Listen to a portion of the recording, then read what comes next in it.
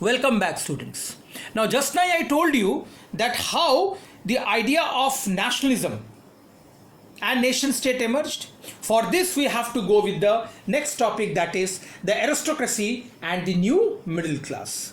This second term is very much important, the new middle class.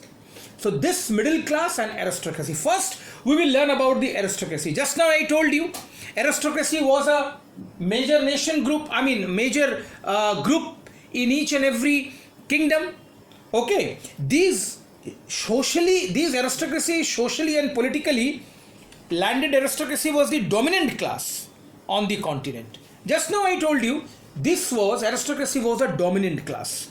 They were the ruling class. That's why it was a dominant class. And the member of this class were united by a common way of life that cut across regional divisions.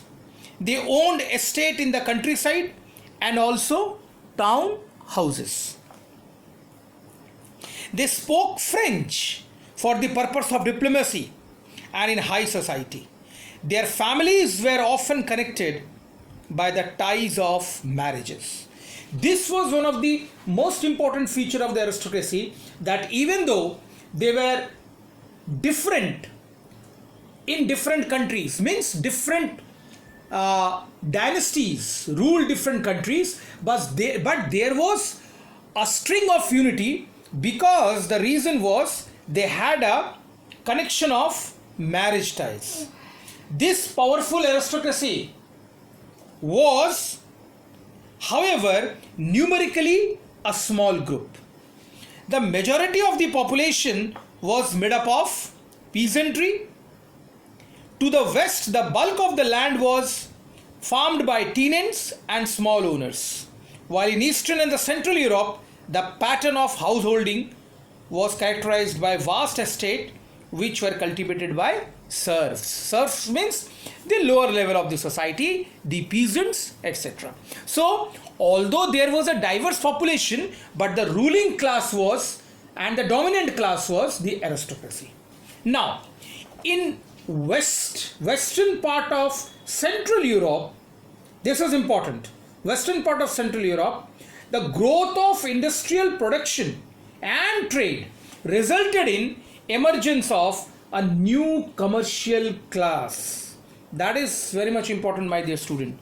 This new commercial class was important because they were basically industrialists, businessmen, professionals, etc.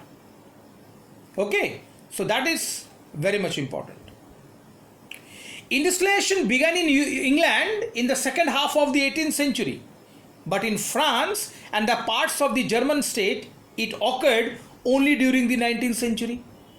In its wake, new social group came into being, a working class population, and most importantly, middle classes, made up of industrialists, businessmen and professionals. Just now I told you.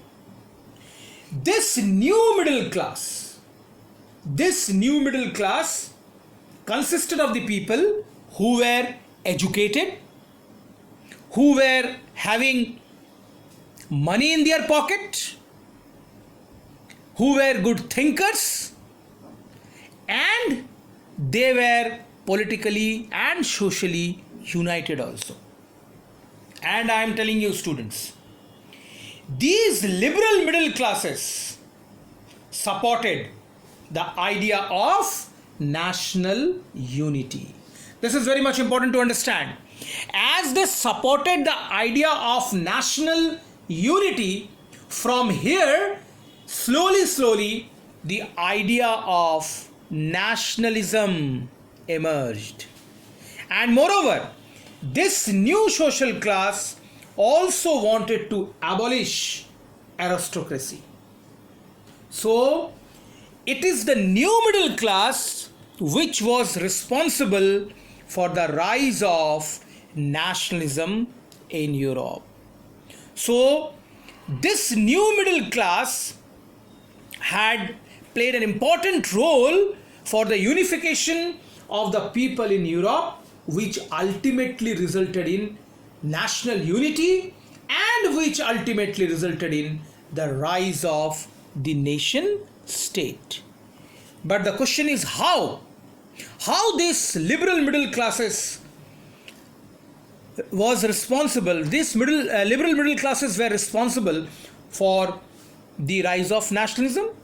This we will see in the next class. That's all for today, students. Thank you.